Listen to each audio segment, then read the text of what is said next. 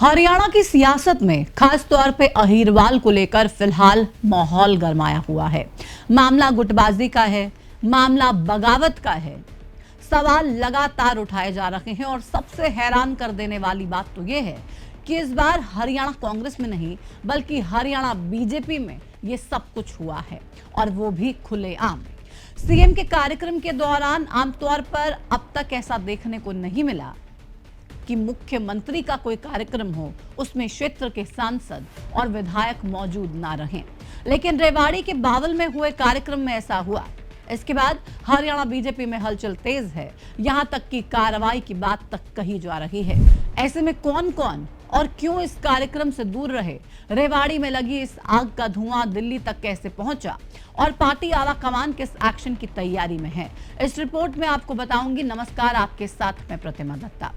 दरअसल 30 जून को रेवाड़ी के बावल में खेत बचाओ अभियान का समापन समारोह हुआ, जिसमें प्रदेश के मुख्यमंत्री नायब सिंह सैनी और केंद्रीय कृषि मंत्री शिवराज सिंह चौहान पहुंचे और कृषि से संबंधित ये कार्यक्रम था। तो हरियाणा के कृषि मंत्री श्याम सिंह राणा इसमें शामिल हुए।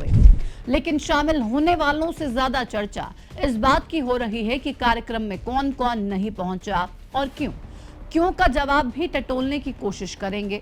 सियासी गलियारों में क्या अटकलें हैं आपको वो भी बताएंगे, लेकिन उससे पहले कार्यक्रम से नदारद रहे मुख्य चेहरों के बारे में आप जान लीजिए।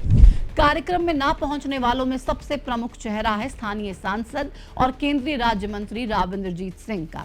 दूसरा अहम चेहरा है डॉक्टर कृष्ण कुमार का, क्योंकि जिस विधानसभा क्षेत्र बावल में ये कार्यक्रम हुआ ये उसी क्षेत्र से विधायक हैं।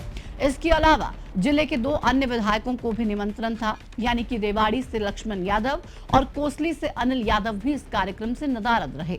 इतना ही नहीं, 5 मंडल अध्यक्ष गायब रहे और तो और सूत्रों से मिली जानकारी के मुताबिक दूसरे क्षेत्रीय नेताओं और कार्यकर्ताओं को भी कार्यक्रम से दूर रहने का संदेश दे दिया गया था।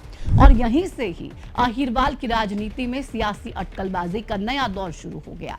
इस घटना के बाद अब सियासी गलियारों में स्पष्ट तौर पर बीजेपी में खेमेबाजी और गुटबाजी की चर्चाओं ने जोर पकड़ लिया है।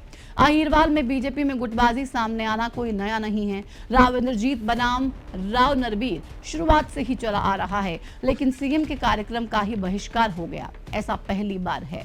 ऐसे में बीजेपी में खुली बगावत का क्या कारण है? अहीरवाल के राजनीतिक गलियारों में इस बगावत को लेकर कई तरह के कयास लगाए जा रहे हैं। कुछ सियासी पंडितों का मानना है कि केंद्रीय मंत्रिमंडल के संभावित फेरबदल से ठीक पहले ये दिल्ली पर दबाव बनाने की एक सोची समझी प्रेशर पॉलिटिक्स का हिस्सा है। तो कुछ लोग इसे सीएम ना बन पाने की राव इंद्रजीत की उसी पुरानी टीस को जोड़कर देख रहे हैं। कुछ हरियाणा में बड़े सियासी उलटफेर को लेकर कयास लगा रहे हैं। लेकिन कारण चाहे जो भी हो, अहीरवाल में इस आंतरिक कलह ने बीजेपी में अनुशासनहीनता को सरेआम उजागर कर दिया है। रेवाड़ी से उठी इस सियासी आग का धुआं अब देश की राजधानी दिल्ली तक पहुंच चुका है। दिल्ली की एक स्पेशल टीम ने रेवाड़ी का दौरा किया। क्षेत्रीय नेताओं कार्यकर्ताओं से मिलकर कुछ लोगों से फोन पर बातचीत कर रिपोर्ट तैयार की गई है, जो मुख्यमंत्री नायब सिंह सैनी के पास भेजी जाएगी और इसी रिपोर्ट के आधार पर आगामी फैसला पार्टी आला कमान की तरफ से लिया जा सकता है, क्योंकि पार्टी आला कमान इसे नजरअंदाज करने के मूड में बिल्कुल भी नहीं है और कार्रवाई के संकेत बीजेपी की प्रदेश अध्यक्ष डॉक्टर अर्चना गुप्ता दे चुकी हैं।